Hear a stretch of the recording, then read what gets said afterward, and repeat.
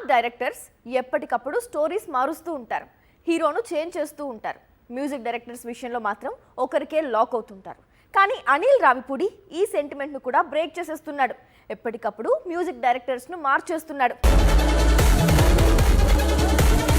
మణిరత్నం చిత్రం అనగానే రెహమాన్, రాజమౌళి మూవీకి కీరవాణి, సుకుమార్ సినిమాకు డిఎస్పి, ఇవి సూపర్ హిట్ కాంబినేషన్స్. ఇటీవల తమన్తో సింక్ లో ఉన్నాడు మాటల మాంత్రికుడు. కానీ వెంకటేష్ తో మూవీ కోసం Animal music director Harshavardhan Rameshwar తో చేతులు కలపాలని ప్రయత్నించాడు, కానీ కుదరలేదు. మళ్ళీ తమన్ కే ఓటేశాడు త్రివిక్రమ్. ఇప్పుడు అనిల్ రావిపూడి కూడా వెంకటేష్, కళ్యాణ్ రామ్ మల్టీ స్టారర్ కోసం సంగీత దర్శకుడిని మార్చబోతున్నాడని జోరుగా ప్రచారం సాగుతోంది. ఈసారి రంగంలో కోలీవుడ్ మ్యూజిక్ డైరెక్టర్ జీవి ప్రకాష్ దిగుతున్నాడట. అదే నిజమైతే సంక్రాంతికి వస్తున్నాం, మనశంకర్ వరప్రసాద్ లాంటి బ్లాక్ బస్టర్స్ తర్వాత అనిల్ భీమ్స్ కాంబోకు బ్రేక్ పడినట్లే లెక్క. కెరీర్ లో ఎంత పెద్ద విజయాలు చూసినా ఒకే మ్యూజిక్ డైరెక్టర్ కు కనెక్ట్ కావటం అనిల్ రావిపూడికి కుదరటం లేదు.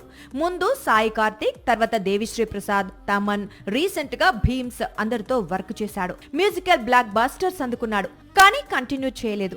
ఇప్పుడు సేమ్ సెంటిమెంట్ రిపీట్ చేస్తూ జీవికి జిందాబాద్ కొట్టాడు అంటున్నారు. సాక్షి టీవీ ప్రసారాలను నిలిపివేయటం చట్టరీత్యా నేరం. సాక్షి టీవీ ప్రసారాల కోసం మీ స్థానిక కేబుల్ ఆపరేటర్ను వెంటనే సంప్రదించండి. డిటిహెచ్లో, ఇంటర్నెట్లో కూడా సాక్షి టీవీ ప్రసారాలను వీక్షించవచ్చు.